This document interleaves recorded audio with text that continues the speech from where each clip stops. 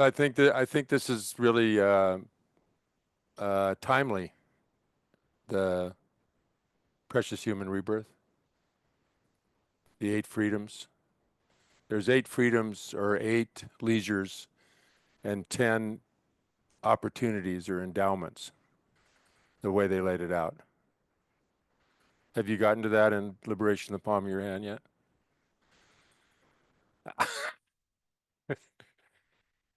Jason's reading this book by Pabanka Rinpoche that Trijin Rinpoche, I think, was present and he translated it. He wrote it all down, but it's like this thick. It's like teachings he gave in Tibet over many days. And he had just booming, they didn't have PA systems.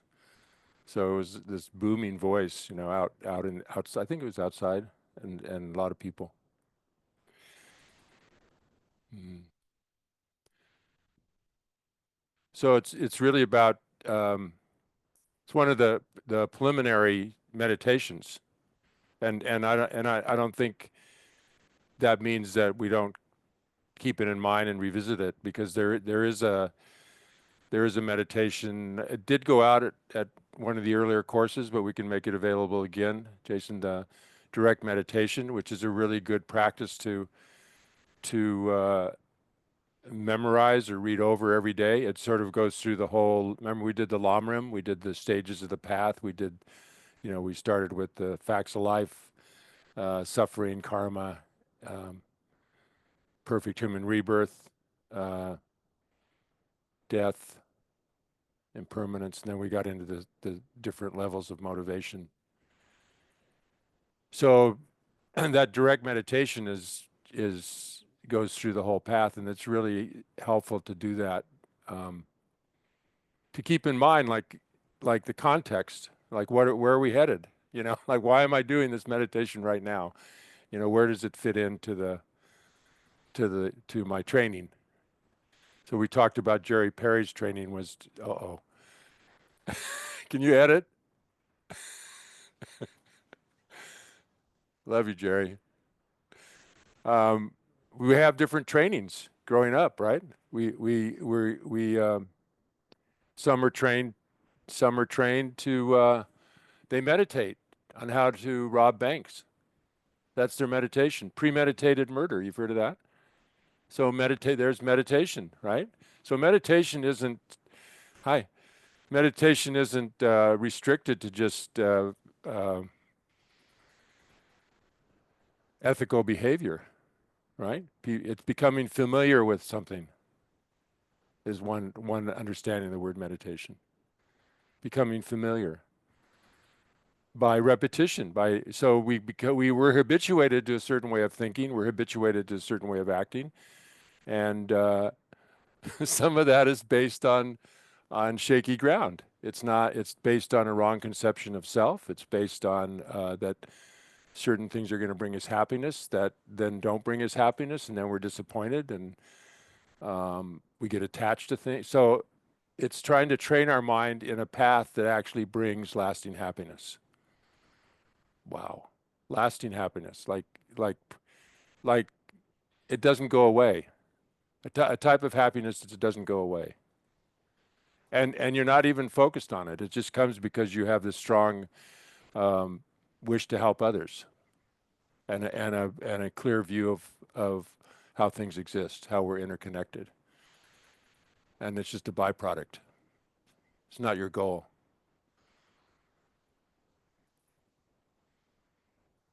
Wow.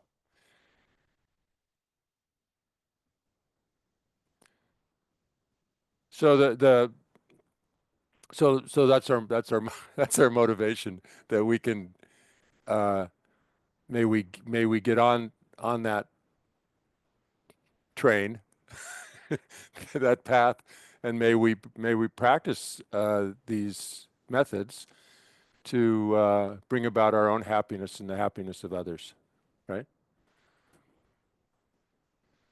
It's pretty simple until you take it apart, take it apart and see what it entails, and then you need a lot of patience and perseverance, and you know, um, enlightenment probably isn't the best. It's a Western term. It's probably not the best. I mean, to me, it's like what Sangye in Tibetan is. more like a Buddha or awakened. And it has two parts. One is we're clearing away obstacles, impediments. Like if I have obsessions, I'm always like um, I'm always obsessed with somebody. Like I always think I wake up thinking about them, and oh, I wonder what they're doing today, and am I gonna call them today?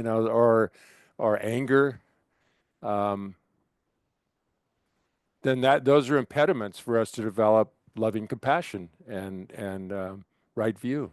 That because we're caught up in that, and we're going to get into that with the precious human rebirth.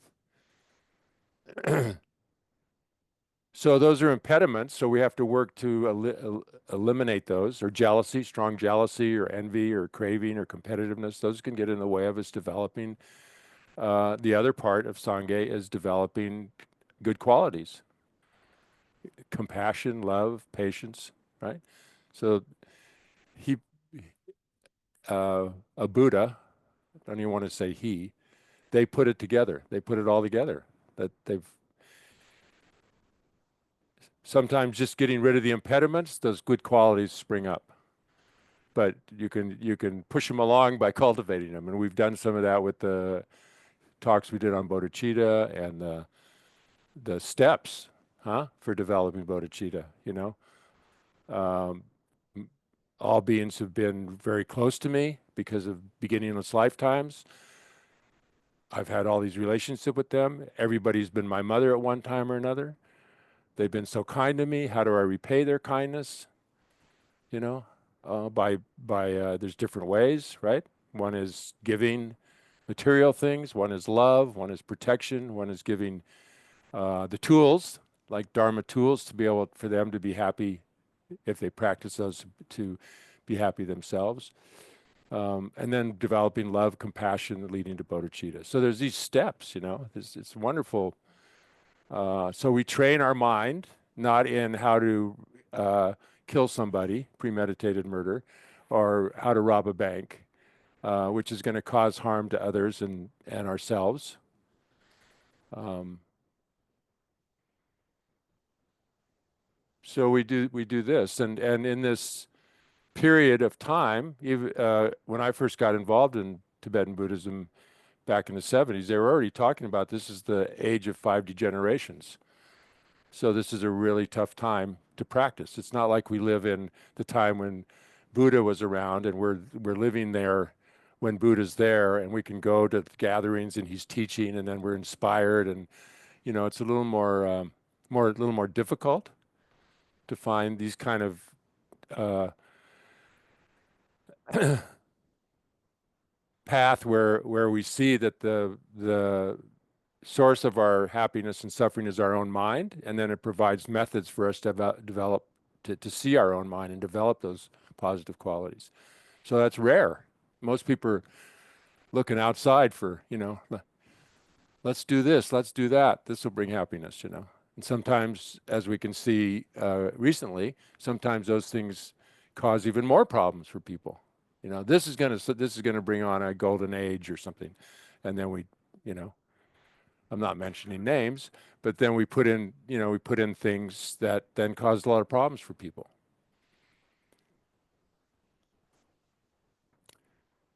So really trying to avoid causing harm. That's the main thing of Buddhism is not, oh, like I was riding in a car with somebody the other day, and um, it's not about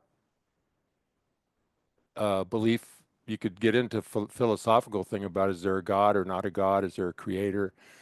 Um, but it's not the main. The main part is the compassion side, right? Like let's argue about the origins of the universe. Um, where's that going to get us? Why don't we just try to be like who's right and who's wrong? Instead of maybe we should just try to get along and be kind, right? Isn't that His Holiness said that my religious religion is kindness? It's a bumper sticker.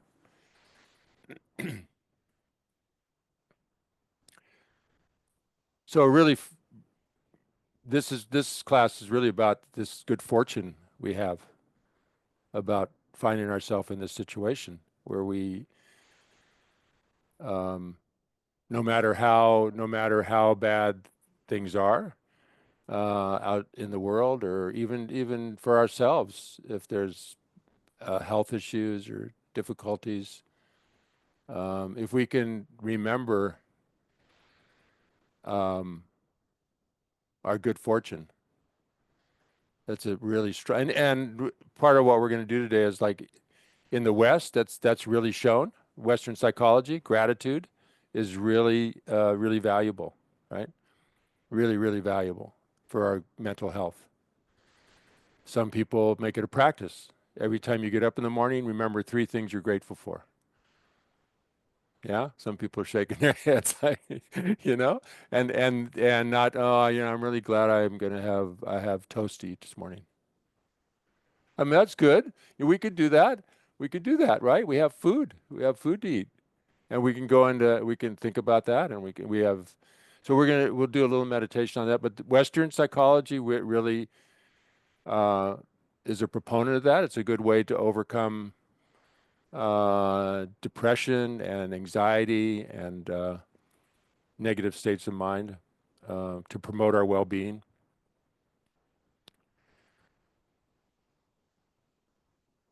And Buddhism is the same. This precious human rebirth is a huge good fortune, a huge thing to be grateful for of our situation. Like, so sitting down to meditate with a mind that is happy and joyful and appreciative for the opportunity, much more chance of making progress, right? When we enjoy what we're doing, and there's some determination because we see where it can lead. So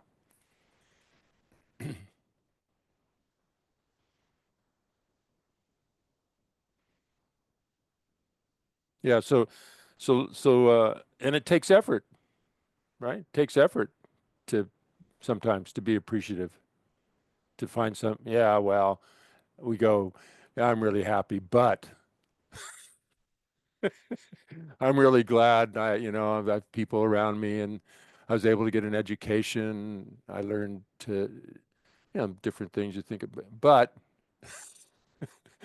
so Western psychology really advises against that. Like, maybe do an and, but not a but. Like, don't negate the thing that you're happy about. That sort of negates it. It's sort of like, but this other thing is much bigger. This bad thing that's going on is much bigger.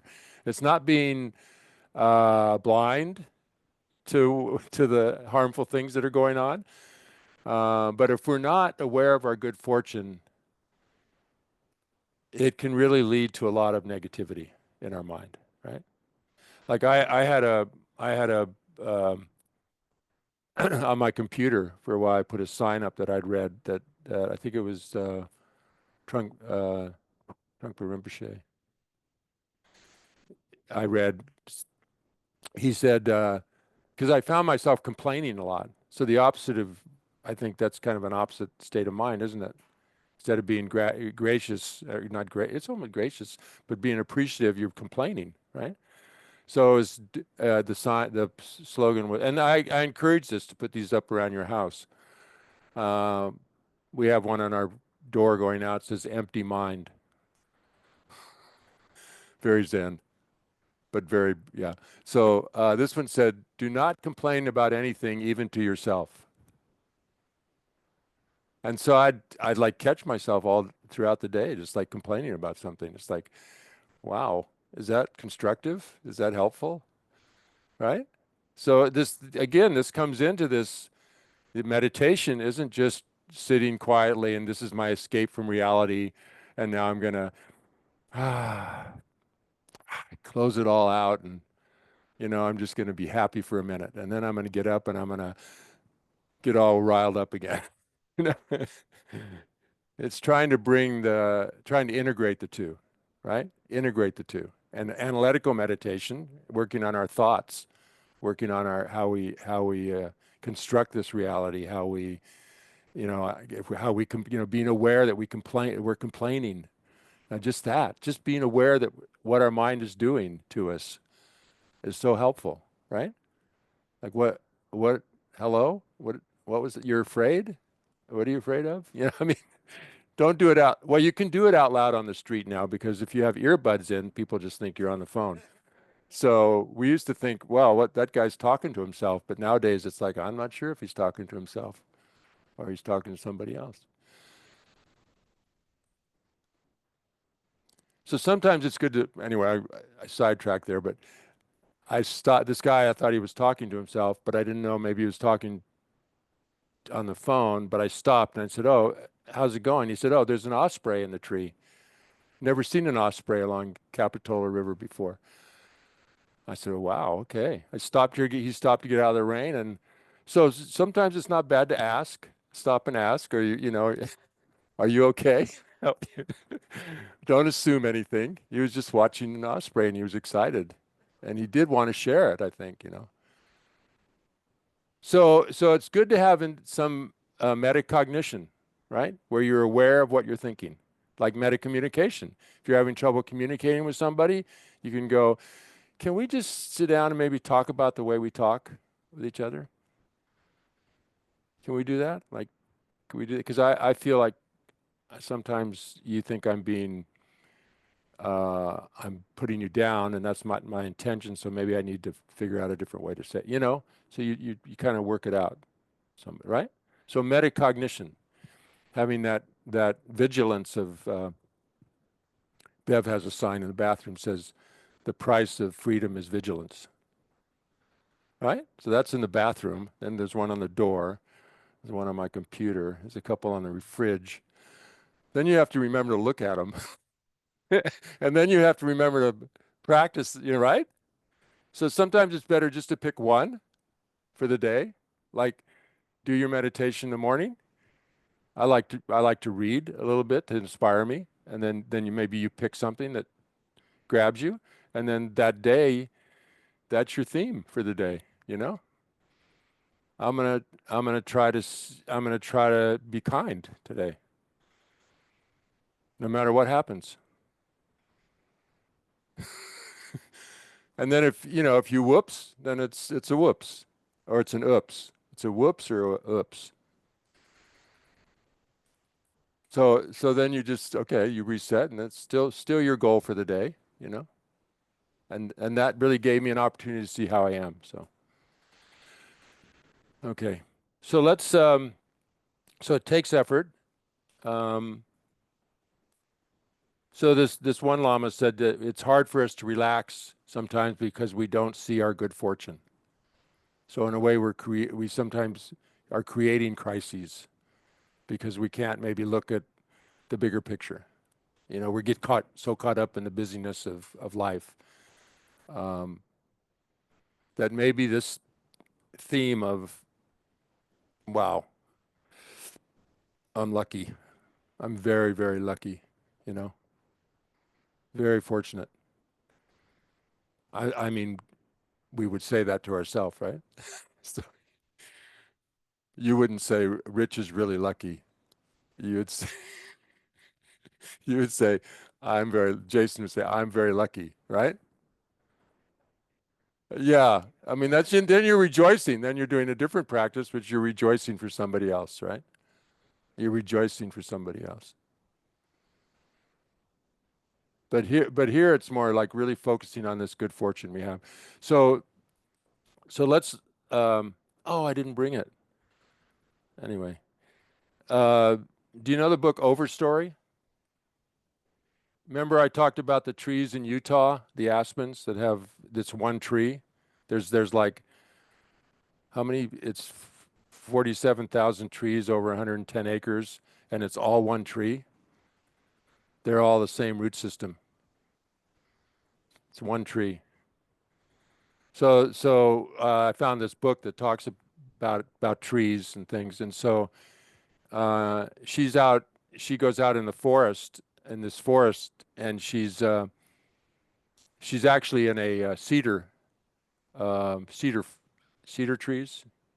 Are they called cedar trees? I think so. Yeah. And so she's just being appreciative. She's standing there thanking the trees. Thank you for the shingles you give and shakes for the roof that keep the rain off my roof, and the cradle and the tools and you know, she just goes on. She has I wanted to bring it, but she just goes on and on thanking the tree for all that it's given her, being so grateful to the tree. So Lama Zopa, Lama Zopa, uh, Lama Zopa, wrong side, huh? Back left,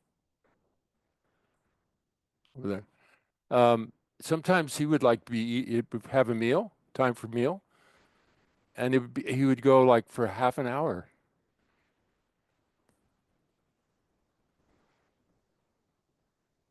before he ate, like praying, praying or reflecting or um, remembering where the food comes from, being grateful, partly.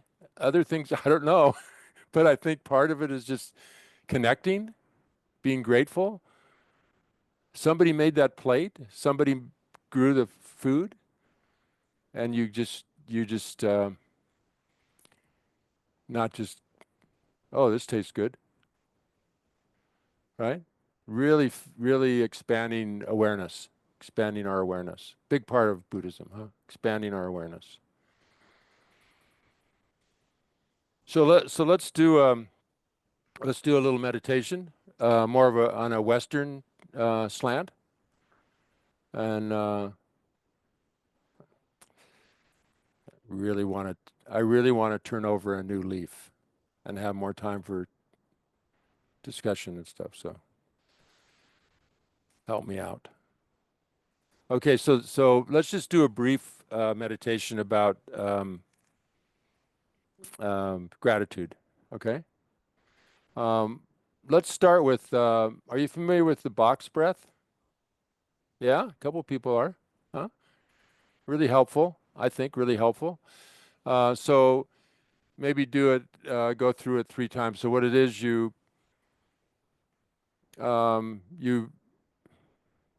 you inhale at the count of 4, and it's like 1, 2, 3, 4. I mean, you could do different numbers, but whatever your pace.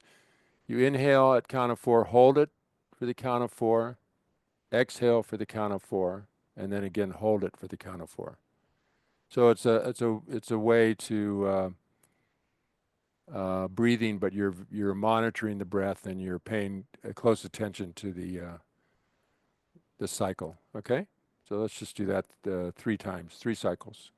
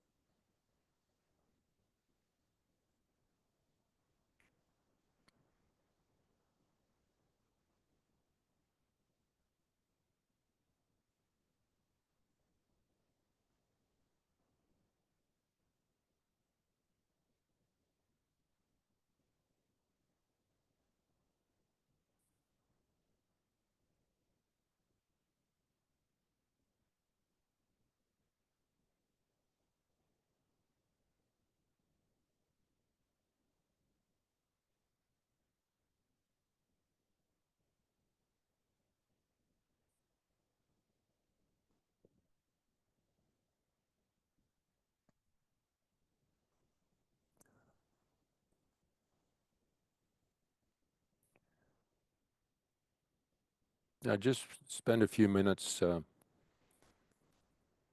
acknowledging, appreciating whatever word fits for the admiring, for things that you are really grateful for in your life. It could be, food, health, people you care about, home, friends, family, education, jobs, transportation, electricity, drinking water, beds, pets, hot showers, nature, so many things to choose from. You can, try to make it heartfelt, and if it means you just take one and go into great detail, or that's okay. But just hang out with being grateful for something in your life.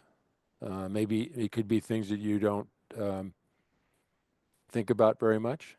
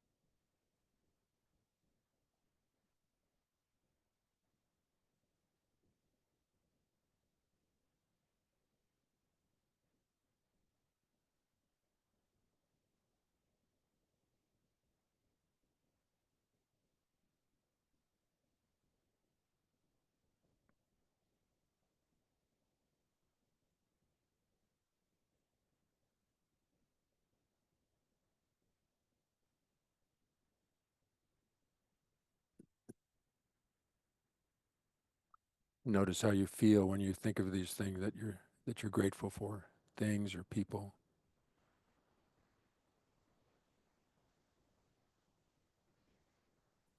Could be something in the past, something presently you're experiencing.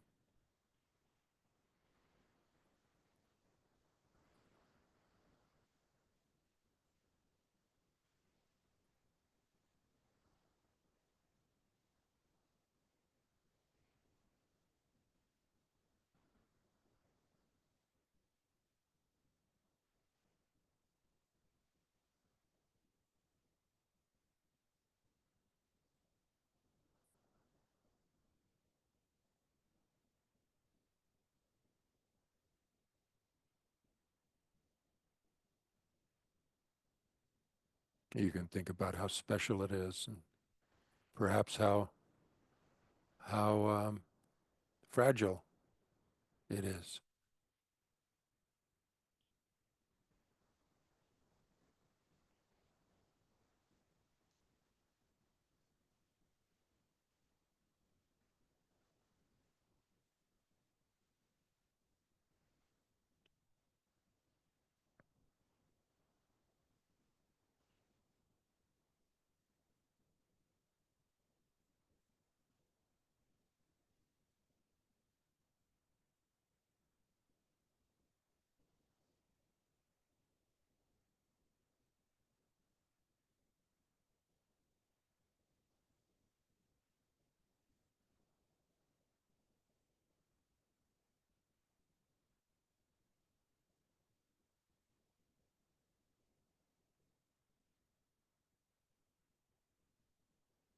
If your mind wanders off thinking about something, some plans, try to bring it back to gratitude, appreciation.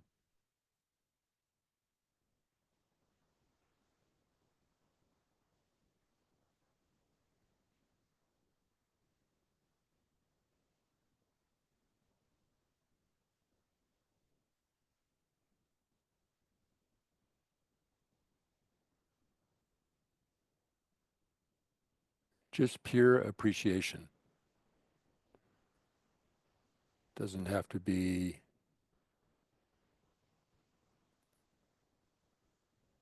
maybe attachment comes up or clinging or grasping, wanting it to last, missing it already, even though it hasn't gone anywhere. Be aware of those feelings, be aware of those emotions, but appreciation in its pure sense, just the joy.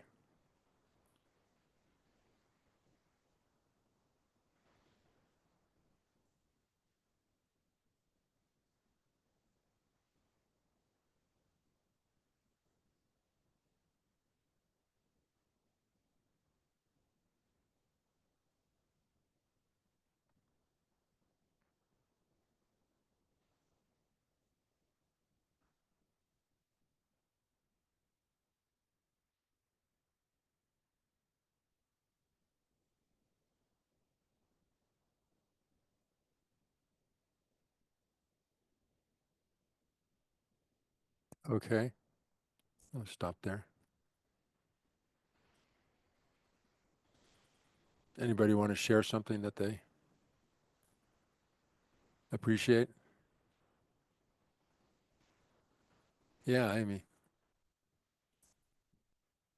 Oh,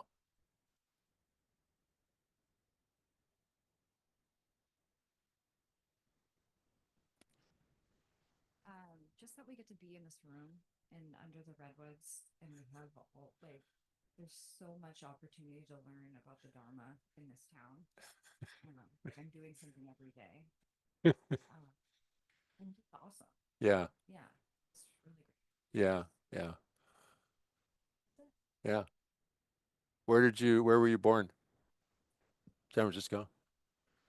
So probably not so much in your neighborhood when you were going to elementary school or, yeah, yeah. I think about that too. It's like no idea that I would find this, you know, what we were thinking about, what was important. Yeah. Anybody else? One more maybe? I can second what Amy said too. I was just thinking about opportunity and how grateful I am for that. And that spans off from, being able to walk on my own 2 feet, to be here, Your uh, health. my Yeah. health, that's a big one. Like I'm able to do whatever is Yeah. humanly possible at this Yeah. moment in time. Yeah. So that was the main Yeah. thing. Yeah. And with that, we're adaptable too. So I'm sure more opportunity comes as one Yeah. gets taken away too. But It's an interesting, yeah, it's an interesting thing. One, Pabonka Rinpoche, I think, said, when we think of perfect human rebirth, this opportunity where we think of what we're grateful for, it makes us happy. When we think of death, it makes us sad. So, so it's so like, uh, Buddhism's like that. It's not like, all love and light. It's all love and light, but it encompasses a lot. There's a lot. It's based on suffering. The first things Buddha taught was suffering, and the cause of suffering. So it's sort of like knowing full well our situation. Uh, but if we don't have this basis in some sort of joy and some sort of appreciation and some sort of preciousness of the opportunity, that's what this gets into. Is like this is really rare, very precious, and how do we make it most meaningful, right? It can end like the pop of a they use like a water bubble like that, you know, and we think, oh, that happens to other people, you know, other people that happens to. I'm gonna I'm gonna die really, it's gonna take a long time, and I'll be very conscious and have an accident. You could be very happy, you could be appreciating things, and a car comes, and so if this attitude can carry into problems as well, then it can also say, oh, this is an opportunity. This is an opportunity for me to learn patience. This person's in my face, yelling at me. Um, I don't think well, I had it a few times, but this isn't to see it. This is an opportunity for me to be patient, to be kind, you know, and try to understand. Or you have some illness, you know. Wow, everyone has problems like this, you know. So lucky to know that I can think in a different way about it and not just be overcome with sorrow and depression, you know. Yeah. I've been thinking about what I was grateful for, and I found myself feeling a little afraid and attached Yeah. a bit around the fragility of Yeah. Yeah. I noticed that my mind was more likely to wander. Right. My concentration, I'd lose it. Right. When I was thinking about the fragility and Yeah. the fear and Yeah. attachment. And then if I came back to the joy, that was almost like a leash it gave me the concentration I needed to come back to the gratitude. Yeah. Like hadn't really experienced that before, that like the joy could be the mindfulness, Right. the tool for mindfulness. Right. Right. And the fear and the fragility, thinking about fragility and the fear coming up. Lama Zopa has a book, Wholesome Fear. So fear can help us remember, you know, it's not going to last. Make the most of it, you know, and be thankful that we're aware of that it won't last. You know, because I think a lot of people go through their days. I do. I mean, I do. If I don't make a point, you know, it's like, um, what am I going to do today? I got to do this. I got to do that. You know, oh, tomorrow I'm going to do this, and I'm going to, you know, 5-year plan. My 5-year plan. You know, and not saying not to do that. We do that, but it's doing it with the awareness that yeah, may not, don't know what's going to happen. But so let's get into the 8 freedoms. I mean, that's the name of this section. So we're doing 8 freedoms. Then we're going to do the Eightfold Path, which is the fourth noble truth, which I think doesn't get enough press. It doesn't get talked about it very much. Um, so and then we're going to talk about the 8 worldly concerns, one of my favorite topics. And then we're going to talk about the 8 verses, which is the trail up here has the 8 verses, right? If you go around, there's signs up. So this is there's sort of a order to it. So this is really in the 8 freedoms. It means that we're not born in situations where we can't have this opportunity. Like if we were, it's difficult for animals. So there's 4 that have to do with not being human. Okay, 4 have to. Now we can. It's hard because in Buddhism there's these 6 realms, and you know, one of them's human, one of them's animal. Okay, we can relate to that. But 2 of them are God realms, and one is the hungry ghosts, right? And you can say, well, they're actual places, they're actual states of mind, or they're like in Buddhism, they're not just people who have physical form. There's people who are formless. You know, mind doesn't have a body. It's just consciousness. So there are these actual, you could say there's actual these places. Where are they? I don't know. There are a lot of planets in the universe that probably have life. But I think another way to do it is just there's states of mind. You could just take it on a human level, except for the animals. We can look at animals and go,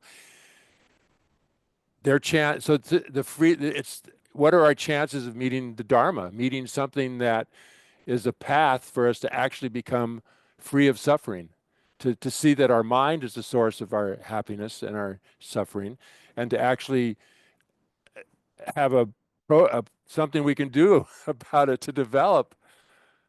I mean, that's the rarity of it. Like do animals have that? Like how many in the oceans? You look, oh, beautiful day, the ocean. Underneath, animals chasing animals. You're either afraid or you're pursuing. You're eating other animals, eating other animals. I mean, they may, yeah, and we can go there. And that's my disclaimer. I did have a disclaimer, Jason. Where is it? Disclaimer. An evolved being, Buddha or Bodhisattva, could be reborn anywhere or in any form, animate or inanimate, in order to benefit beings. So Bodhisattvas are becoming Buddhas, and sometimes prayers are really important. Like praying, hoping this thing will happen, praying that it'll happen. They could become a bridge if that's what's needed. I mean, the mind just like, poof, like what's possible, right? I don't know why we're surprised. Look what technology has done. That all came from the mind. We had typewriters. We never thought we landlines. We never thought there'd be cell phones. Huh? No. Did you use those? Oh yeah, I guess so. Just for fun though. Yeah. Yeah. So if the mind can develop this kind of technology we have, and some of it's helpful and some of it not so much, depending on the motivation, right? Then if we develop a really pure motivation, altruistic motivation to benefit all beings, and we work on our mind, Robert Thurman called it genetic engineering. We're trying to evolve into a being that is more love and light. I mean, more, feeling connection with others, being helpful to others, being kind to others, realizing that's how we are. We're interconnected.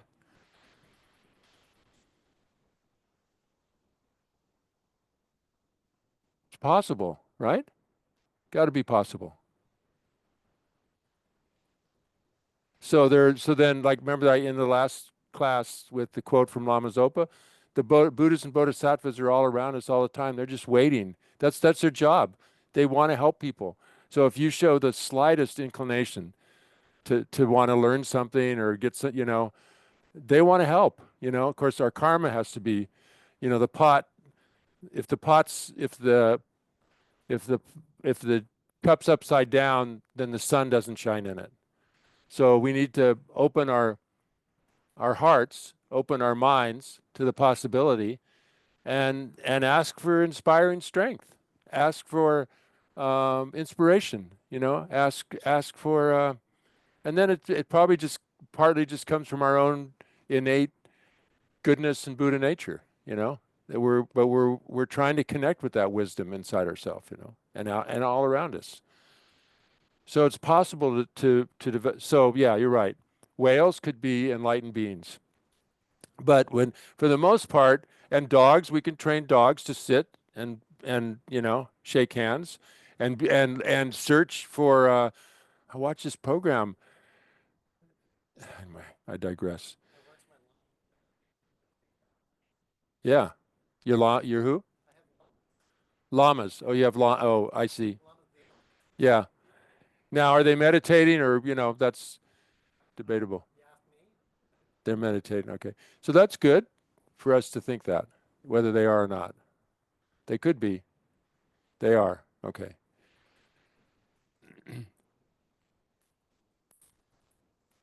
So we don't know, and that's a good way to treat other people. Like they could be a Buddha.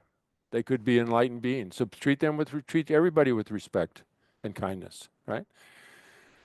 But this is, it's very kind of like trying to be appreciative of our situation. We know that one form is animals, and there is a degree of like sleeping 20 hours a day.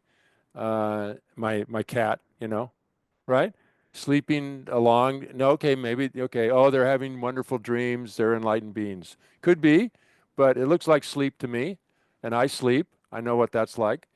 I'm out of control. I'm having, they chase birds and kill birds, they're not creating.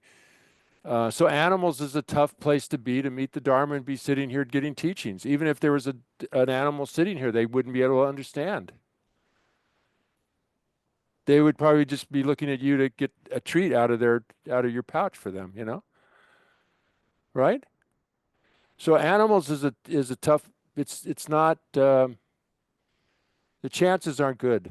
you know. And if you're born an animal, it's hard to create the cause to be born a human, to have this situation. To have this situation we have now, you have to practice. Well, okay, you know, it's part of this I read, right? I've studied, looked at it, but also you get a feel for it after a while, like what it takes to have a good situation. They say a dog who's a pet and is treated really well, they probably practice charity a lot, giving. They were very generous in a past life. Yeah, we don't, things don't just fall out of the air for us, right? We know cause and effect. We've talked about that, right? You don't take an apple seed and put it in the ground and hope for an orange tree. And we know that if we don't water it and put it in good soil and care for it, it's not going to grow. So it's cause and effect. We know that we have to create the cause for what we experience. So if you want to have material things, you want to have, you know, well-being, you have to be generous. That's one of the, I mean, it's complicated, okay? I get, it's complicated. There's many things that have to be there: intention, the object, the wish, the act, the completion of the act. I mean, it's complicated, but simplify it. Animals probably to be born a pet, probably really good charity. A pet, you know, but well taken care of. And some animals are really well taken care of, right? I mean, there's things made for them to go out walking, and people spend thousands of dollars on their well-being, right? But their morality wasn't too great, so they became a dog or a cat, not a human being. So they would kill birds. So the habit of killing goes from one, stays, the imprints stay in your mind, go from one life to the next. None of this is in my notes right now. Sorry. Had it all planned out. Oh boy, thank you. So we created the cause for this human rebirth. At great, I mean, unbelievable. To me, it's like my former self bought a lottery ticket and I'm cashing in on it. Right? There's a mind stream, they say. Your mind, your beginningless mind. So there's a mind stream. It's not the same, specifically the same person, because the body, but the mind stream, it carries imprints. How hard it is to win a lottery. Huh? It's easier to get struck by lightning, I think. Right? So we've won the lottery. And winning the lottery, like getting money, what do people, they squander it usually, right? You hear, well, those are stories you hear. Not everybody does, but you hear those stories. Oh, they won this lottery and now it's all gone. So we don't want to squander this opportunity. We want to, and it's not going to last. So we want to, and that doesn't mean, it means I'm friggin' lucky. And, you know, how am I going to spend my time? You know, even if I can just put in a little bit of time every day on my mind, you know, adjusting my attitude, trying to develop bodhicitta, trying to understand how things really exist interdependently and not continue this impossible view that things are existing separate from myself. That's impossible. But we indulge in it all the time, right? We indulge in that view all the time. So it's sort of, I'm going to work on that. I'm going to spend some time working on that, and then you start getting some, wow, it had this effect. You know, I didn't blow up at this person, and so you start over years, you start, oh yeah, I am a little kinder. And if you're not, then you go, okay, well, I guess I'm not quite doing it right. I better make some adjustments. So you can kind of keep track of your, you know, is it working? You know, just like anything, anything when anybody learns anything, like being a nurse. Oh, am I learning? Yeah, I learned more this year than I did last year. I did better on my tests. Yeah. Oh, I was better in the operating room this time. I didn't throw up and pass out. So, you know, I'm moving along, you know. And you keep going, perseverance. So not born an animal. Another one is being not born, like a hungry ghost, it's called. But it'd be somebody, it'd be in this realm, it'd be somebody like a human who's just all the time, like just involved in they're just hungry and thirsty all the time, obsessed about getting something. They want something, you know? I've got to get it. I got to have it. I got to have it. And then it's so hard to get it. And then they get it and it's like they get it and it just causes them pain. You know, I got to have that car. I just got to have it. I did that with a car. Oh, I got to get it. Got to get that truck. And then I got the truck, first new car. And then, it needs a new engine. It needs a new transmission. Just, you know, all these things went wrong with it, you know? And the mind that, so there's no room for studying doing Dharma practice when the mind is obsessed like that.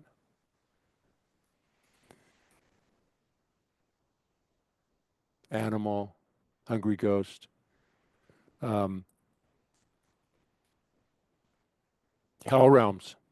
Hell realms is like when you're consumed with anger, right? Have you ever been taken over by anger? Yeah? So mine was on a my highlight was on a Pakistani train station platform, and the train was late. And Bev and I were getting on the train, and she was accosted a few times on the streets. People would come up and grab her, but we were getting on the train. She had one hand to get on the train, another holding her pack, and this guy came up and just grabbed her breast, just like, and I just went, you know how you see red? They say everything went red except this guy's face. Never experienced that before. Everything went red except his face. And I just started to go after him. And I knew from many other encounters, that's a huge mistake, because I knew people who just got beat up when they did that, because no one else knew why I was beating that guy up, going after that guy. So all these people there would come to that person's aid, and I'm from another country, and I would get, but fortunately, he disappeared in the crowd, and it was like the spell broke. You know what I mean? When the object's gone. So what we do a lot of times, that we keep the object in our mind, because it is a mental image, and so then we're angry at that person all the time, even when we go home. Even when we go home, we're thinking, and that's a spell breaker. Go, oh wait, I don't like the person, but I'm thinking about him all the time, even on my time off when I'm not around him. Okay, I don't want to do that. It's like, I don't want to do that anymore, right? So what if you were consumed like that all the time? That's the hell realm. And in such pain from it, such pain. So there's no chance to practice Dharma. There's no opportunity at all to look at your mind and reflect. You can't calm your mind. You can't focus on one. All you can feel is pain and suffering.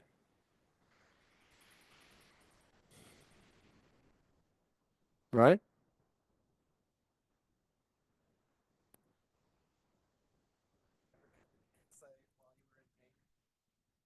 Oh, but this is somebody who's just totally captured by it. Now, Buddha has taken birth in hell realms, and he's had insight. Like he says, I'm going to pull the load for my partner that's thinking of others. And that sort of broke the spell. Yeah, it can happen. It's much harder when you're in these realms. Almost impossible, because the chance of getting this opportunity right now, having all this come together the way it is right now, like this hasn't always been a Dharma center. It belonged to the Bernsteins. Right? So it's like magic. But it's not. It's our collective karma brings us together, and this can happen, you know? It's like, but for a person in a suffering realm, in the ocean, swimming around, running away from bigger fish, there's no Dharma center. Okay, maybe there's a Dharma center. I've already put the disclaimer in. Okay, another one is the God realms. So if you have all the pleasures in the world, Buddha was in Shakyamuni Buddha when he was Prince Siddhartha was in a palace, and his his dad when Buddha was born, the the you know guy who does horoscopes said he's either going to be a Buddha or he's going to a huge spiritual leader or a king. So the king wanted him to be the king, so he kept him trapped in the castle. Don't let him go out. Don't let him see anything. Everybody look pretty. Don't show him anything. And so it's just all pleasure, the best food. Oh, I'm just the best. I've got everything. You can think of people in the human realm who look like that, right? That live like that, right? Closed communities, you know. And then the jealous gods are jealous of them.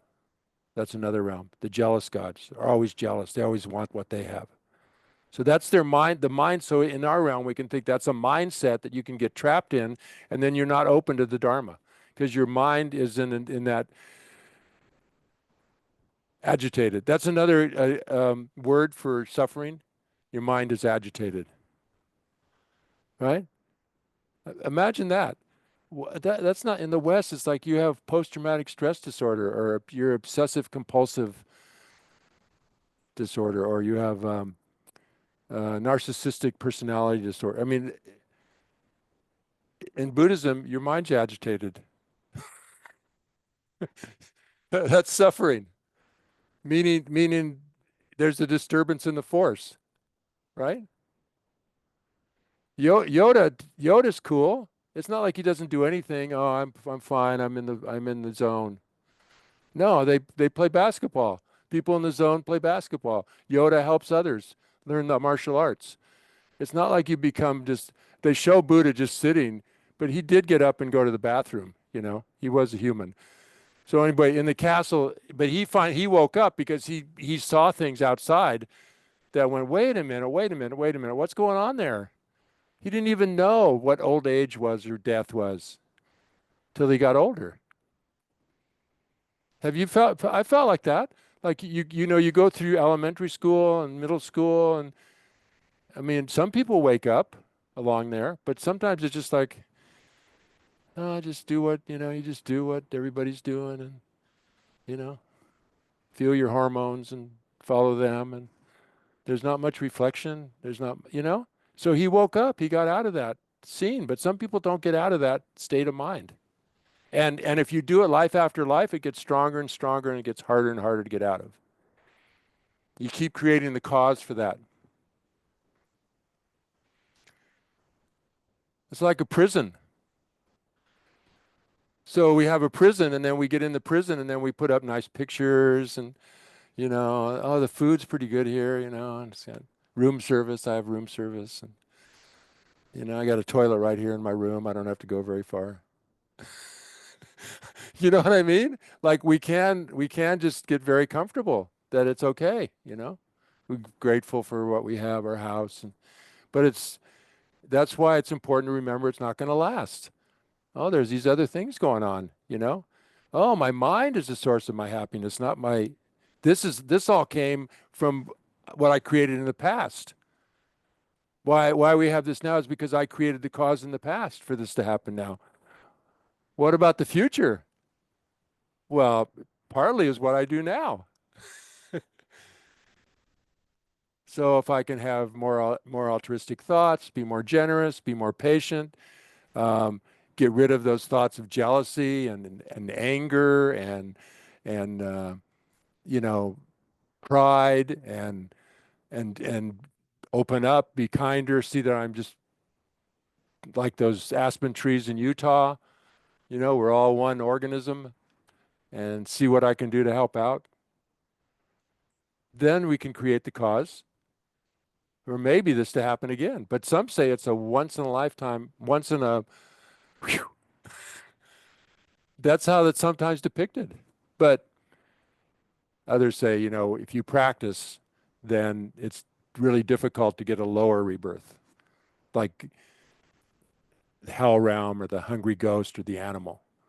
So we're trying to create the cause to get a human rebirth, not the gods or jealous gods, but this situation, so that we can keep practicing. We want to get out of that cycle altogether. That would be best. And that's breaking this ignorance, which is this wrong conception of self, that we're independently existing, autonomous, unchanging, singular. That's who I am. It's impossible to exist that way. Yeah, Amy. Yeah. Sounds pretty good, huh? Yeah. Oh, the catch there is that they don't think about death at all, but they die. They don't stay there forever. So their last week or so is hell, because they know they're going to die and they're going to lose it all. So there's huge attachment to it all. Yeah. But if you do have material things, it doesn't mean we can't use it to help others or use it in a beneficial way. But if it's like, this is mine, and that sort of attitude, that's agitated mind, right? Yeah. So yeah, sounds appealing, and it is for some. Some strive for that sort of state of mind where, and they actually do can break, not in the six realms, but they can break out. It's like called sometimes the peak of samsara, to be like in that situation, and it's a totally mental bliss, you know.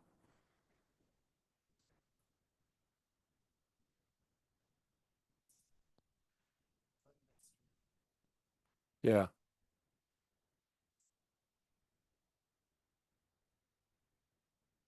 So then also then the other four, because there's eight, right? Eight freedoms, eight leisures. So the other four have to do with you're born human, right? Okay, we made it. We're human. But we live in a place where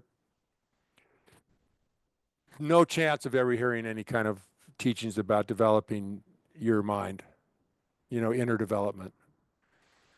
You're like hunting all the time, you're in that kind of area.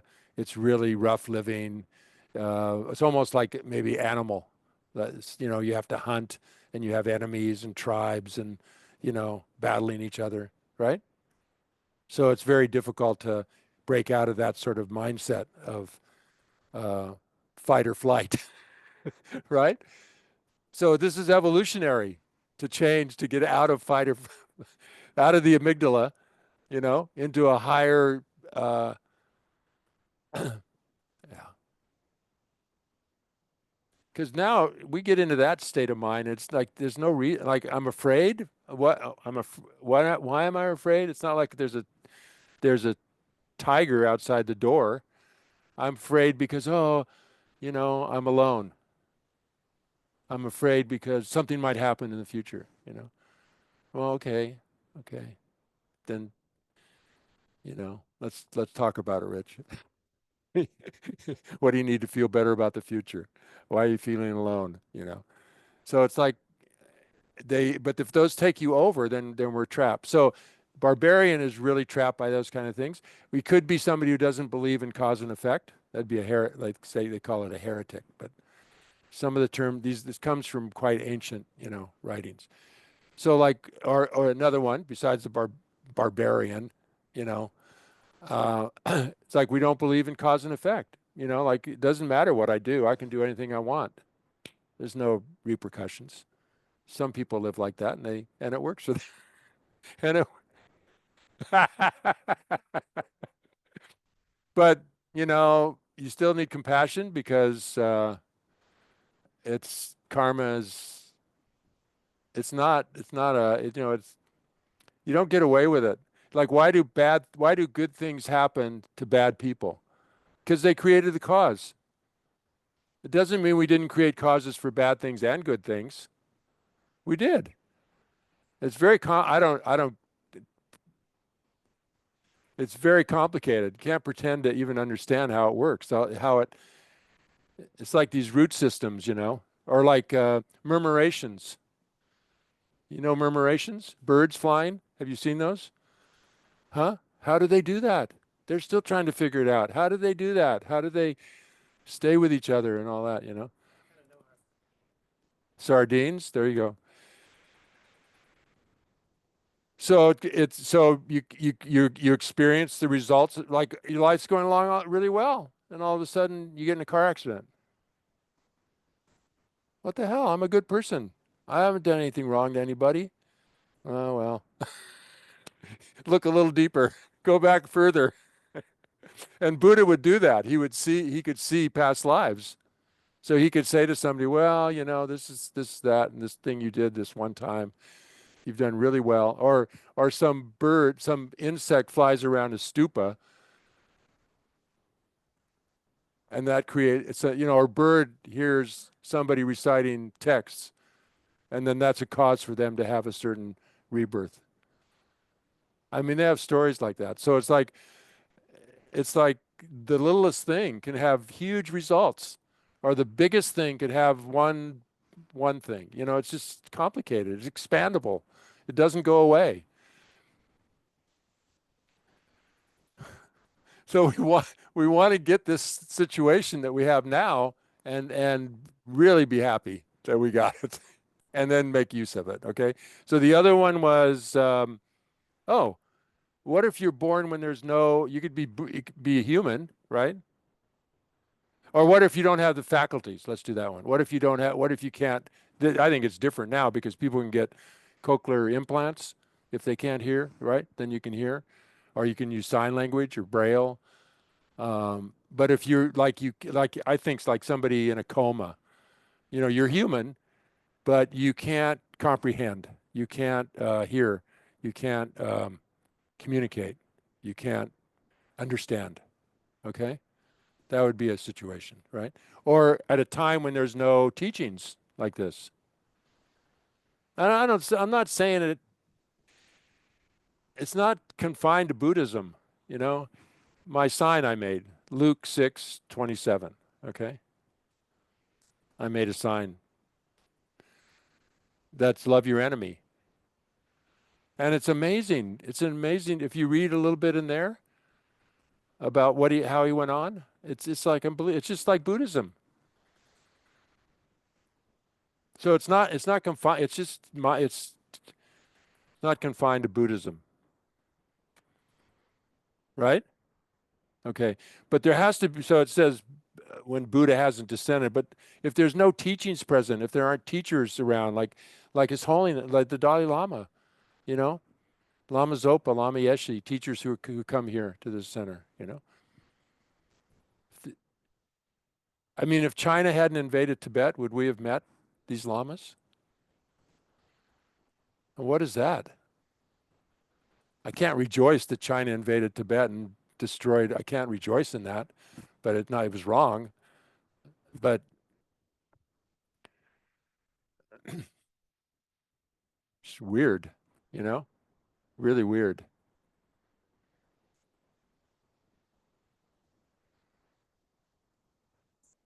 Huh? Yeah. So so you can look back in your own life when things came together and something happened, and then it, you know. So this too, you know. So all those four things, eight things, we're free of those.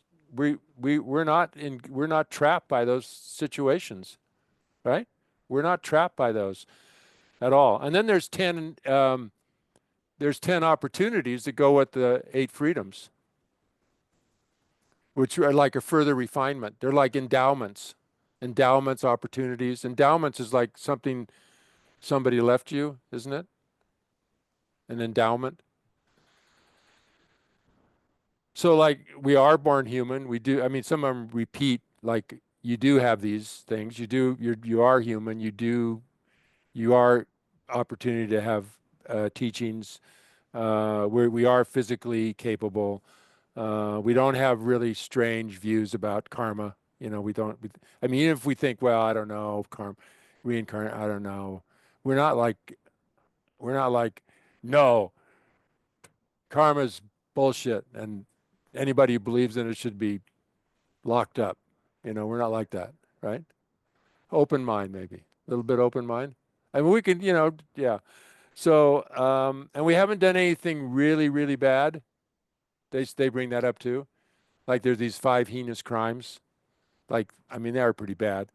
Killing your parents, right? That's depends on the situation, circumstances, okay? but but basically, you know, that could leave a mark, right? That could leave a mark, an imprint, right, on your mind. Or if you kill an arhat, which is somebody who's got out of samsara, you know, he's like free of suffering. He's seen that he doesn't believe in this fixed self, independently existing, singular, unchanging sense of self. He's has a bigger picture of who he is and what the world's like. He's somehow gotten out of this cycle of suffering, right? Or you wound a Buddha, like now it's just wounding him because it's or you cause dissension in the sangha, in those who follow teachings.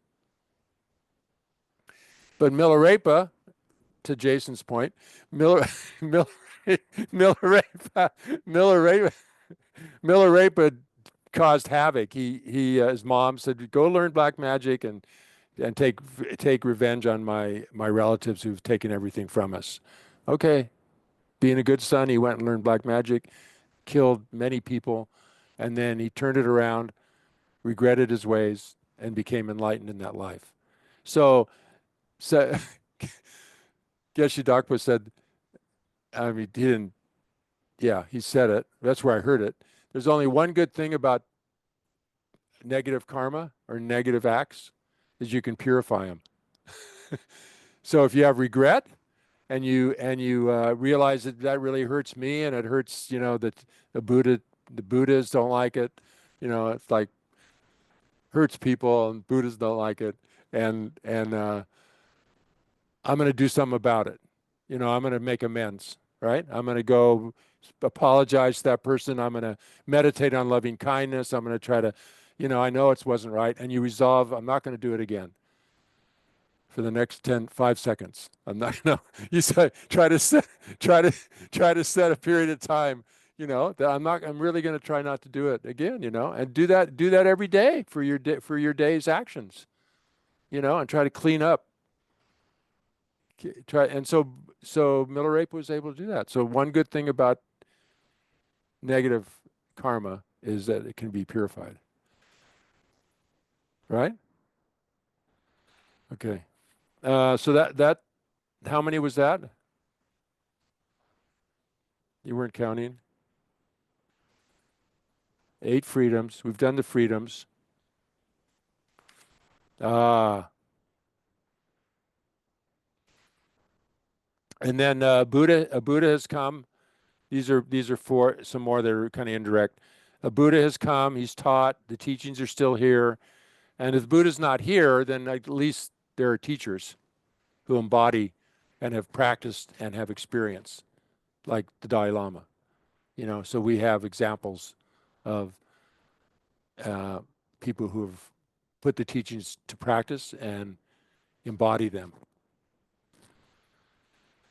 And we have people around us who care about us and support us, and so we have leisure there, right? We have the opportunity, we have support. Yeah? So being human's good because we can experience both suffering and happiness, right? We're not totally engulfed in the suffering, and we're not totally overcome with the happiness. So we can say, whoa, whoa, whoa, whoa, you know, I can be happy and I can suffer. What the hell's going on? You know, so it can bring some dissonance. Maybe that's a good thing sometimes, you know, like what? I don't get it. How can both happen? So karma helps, cause and effect. Well, I created the cause for the happiness. I'm experiencing that now. Oh, I created the cause for feeling uncomfortable. So how do I stop that? Well, don't react. Don't get caught up in it. Don't, you know, see it for what it is. Try to minimize the damage, you know. So um, we have intelligence, right? We have a level of intelligence. We can reason. We can reflect. Right? We have that going for us as humans. We're not just stuck in some anger or some, like just overcome with desire all the time. We can reflect. Oh wait, what did I just do this morning? We can think. What happened this morning? Oh, yeah, that was great. I rejoice in what happened this morning in that interaction. I want to do that again. So we can do that kind of stuff. We have a heart. We have a capacity for compassion and love because we've experienced it, and we can feel that when we show it to others. We have choice. We have some degree of choice in what we do. We're not in a prison. We have choice. We can move about. We can think things, right? So it's incredible. It's just incredible opportunity. I can't I can't say enough about it. Okay. So it's really rare to have this opportunity. Um, because if you take all the animals, just the animals, all the animals who don't have this opportunity, how many animals are there on this planet? Insects and in the ocean, how many? Huh? So they have different examples, but I like the chance of having this precious human rebirth. I just cleaned my fingernails this morning, but let's say you didn't clean your fingernails, and the amount of dirt under your fingernails compared to all the dirt on the earth, that's how rare this is. I mean, just think about it. I'm not, I don't, I think these things you have to really sit and have some kind of like, wow, there are a lot of animals in the world. I mean, and there are a lot of humans that don't have, that are really stuck in a certain way of being and thinking, and they don't have an opportunity. I like that one because it's right here. It's not the turtle, the blind turtle, every 100 years comes up to the surface, and there's this gold ring, and what are the chances of it putting a neck in that ring? Every 100 years it comes up and it's blind in the ocean. So what are its chances of putting its neck through that ring? That's the chance of getting this perfect human rebirth. Perfect. It's also called a perfect human rebirth. Precious human rebirth. I like. So if you did win the lottery, okay, which we've established, we've won the lottery, and you just, oh yeah, I won the lottery.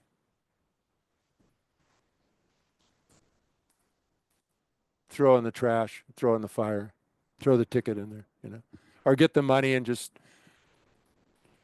go out on the bluffs, over here, and it's a waste, isn't it?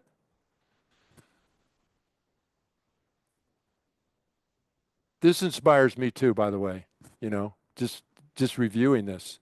It's inspiring.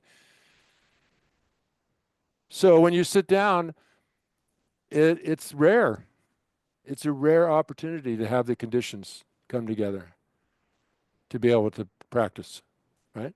To focus, to try to focus the mind, to do an analytical meditation, to try to develop more compassion and love, to try to understand how reality exists. And I mean, there's other traditions, and whatever's doing that, whatever it is that helps you move along, go for it. Buddhism has a lot of methods, and you know,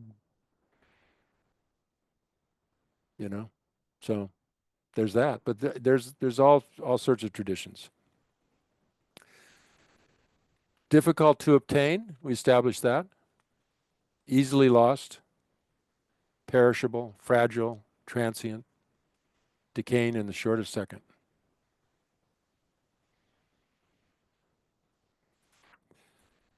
So we make it meaningful by practicing, advice and training of the mind. The things about developing compassion, lojong, changing adverse conditions into positive situations, different methods.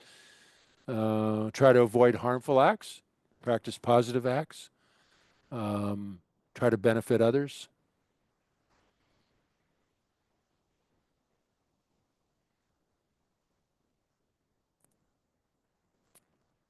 Inner development. And then we can actually get out of that cycle. We can get out of all 6 realms, including the human realm, because we're evolving.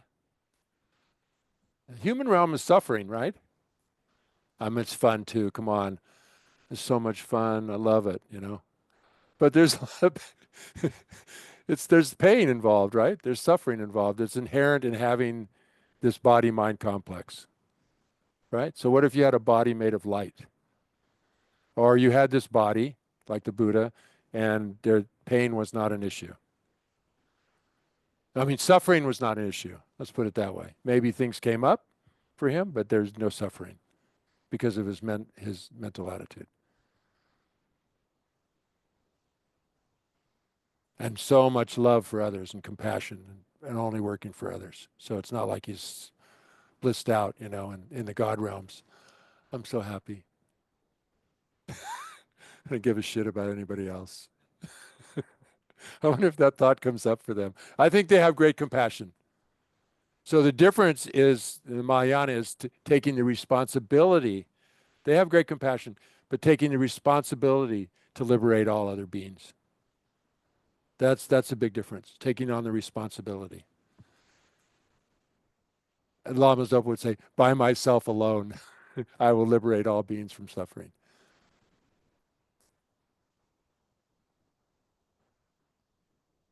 But and then don't go to, but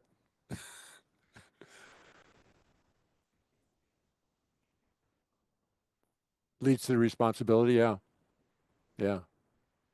Yeah, because if you start running out of time again. I'm sorry. Apologize. It's okay. Okay. Okay. I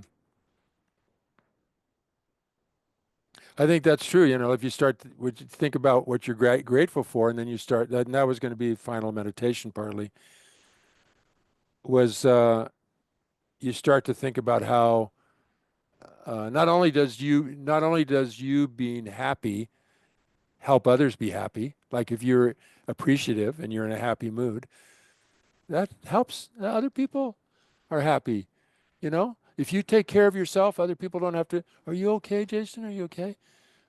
My dad was hobbling around the house for a week. I don't know why it took us so long. Dad, are you okay? Yeah, I'm fine. Well, let me look at your foot. You got a needle in your foot, Dad. A needle. He had a needle in his foot. Why don't you tell us when you're not? I don't want to worry your mom. No, I think you're afraid of doctors, and I don't know what it was. I think he was in World War II, right? Alcoholic. No, a lot of things going on there, but it's like, if you take care of yourself, other people don't worry, right? And then if you start thinking about how appreciative you are, you think about like you think about somebody you're appreciative for in your life, and then you think, well, I guess I have to appreciate their parents too, and their grandparents, and where they were educated, and how we met. I have to appreciate all these, such a wide variety of, like, oh, I'm so thankful for the food I have. Well, wait a minute, the food comes from the store. Oh, wait, people work in this, there's people stocking the shelves at night, people bringing the food there, people in the fields. Wow. Your mind gets expanded and yeah, more thankful. And then you want to repay their kindness, Jason's referring to.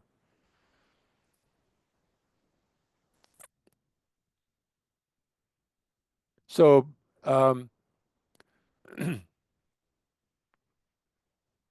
so we want to realize this preciousness deeper and deeper, right?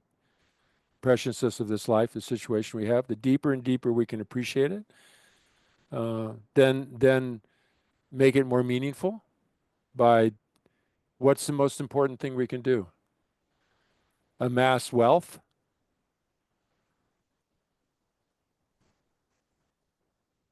Is that a good thing? I mean, if you use it to help, I don't know. I mean, if you start thinking about this benefiting others and what our good situation depends on, then it involves others, and then what do I just? I'm happy. To hell with everybody else. Is that our mantra? And no, they have great compassion. They wouldn't say that. But I mean, sometimes we get absorbed in our own happiness, and we maybe don't have an expansive view of what it, and that can make our bliss even greater.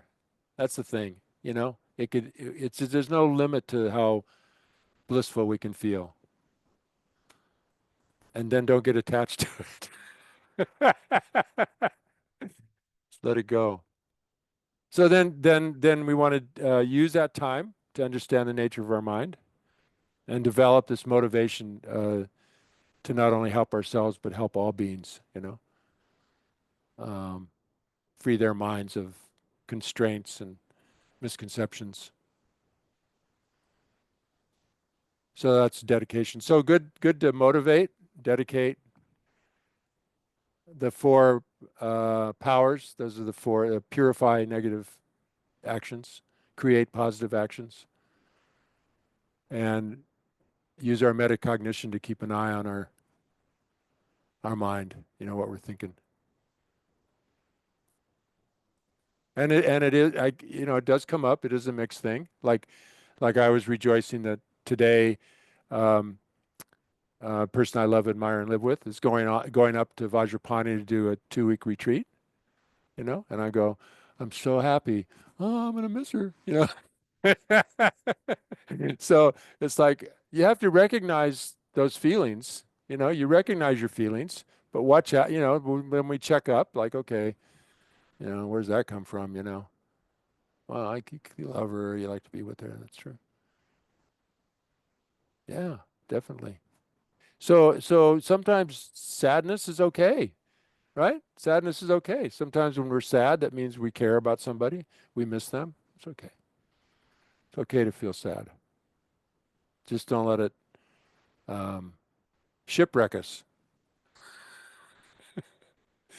right?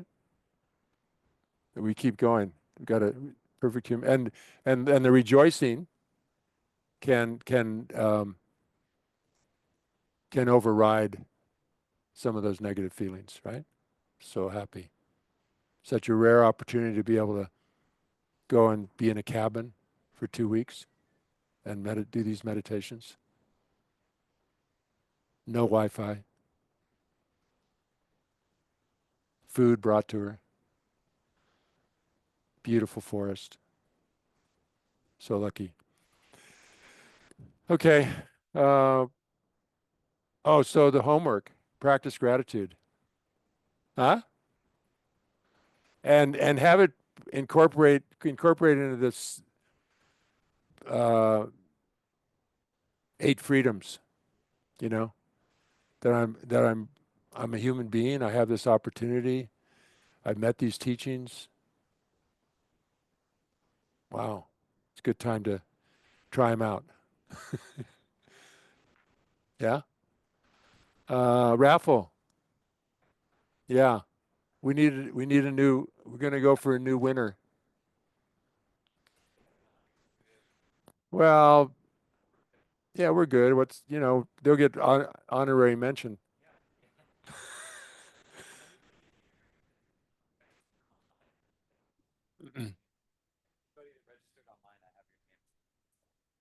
Yeah, your names are in? Oh, you didn't? No, let's get your name in here. Let's get you in there. Your name's in? Oh, your name's not, neither of your names. Oh, come on. Huh? Yeah, but the raffle. And you're eligible because you haven't won yet, right? Remind me again?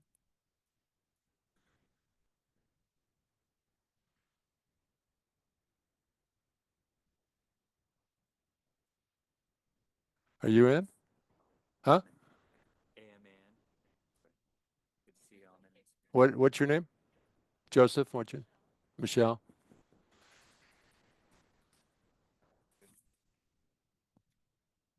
Give it a shake, I give it the pick, then I give it to you. That's we keep the tradition. Yeah, sure. That sounds good. Okay.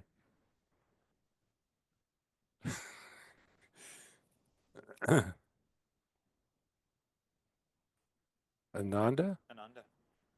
Where? Yeah, Ananda, are you there?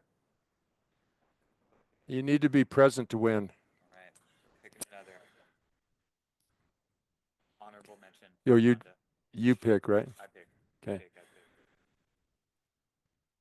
This is so exciting. It is exciting. Is my name in there? Neither is mine. Maggie. What's going on here? Mention Maggie and Ananda. They had registered, but they didn't. Yeah. Oh, okay. Okay. Looks cool on the screen. Go You see ahead. all the papers tumbling around. It said Maggie joined about a while ago. On my end, I could see it said Maggie joined, but Did she show herself? Did she I stay? think no, she left. yeah, but Okay. she did join. I could see it. But anyway, Okay. yeah. Hey, hang in there.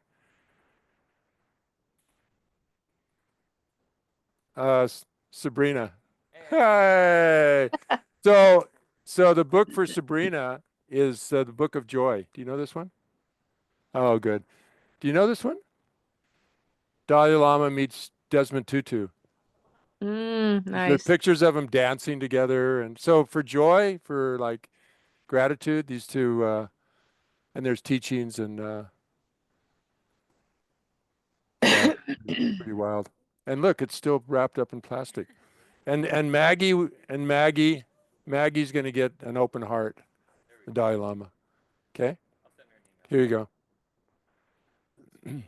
You let her know. Yeah, I will. Good. Yeah, enjoy. Yeah, it's great pictures in there. It's not often you see the Dalai Lama dancing. Desmond Tutu got him dancing. And they're like these old buddies, get together and laughing. And I mean, talk about, yeah, they both been through so much, right? Hardship and the joy. But I got to stop it. I've been to teachings with His Holiness in Dharamsala in India. I remember one, and he was going through some lines in the Lamrim, and it was about mother sentient. They say mother sentient beings, so that reference of all beings have been my mother. This sort of helps you develop this affection, right, for people. And he put his head down and was crying. I mean, the compassion just overwhelming. But it's not like they don't get sad. They don't have. But what is sadness when you're? Yeah, it's different kind of sadness, right? There are different kinds, right? Like there's the one of, oh, poor me. Oh, it's so awful. That one where you want somebody says, do you need some cheese to go with your wine? That one.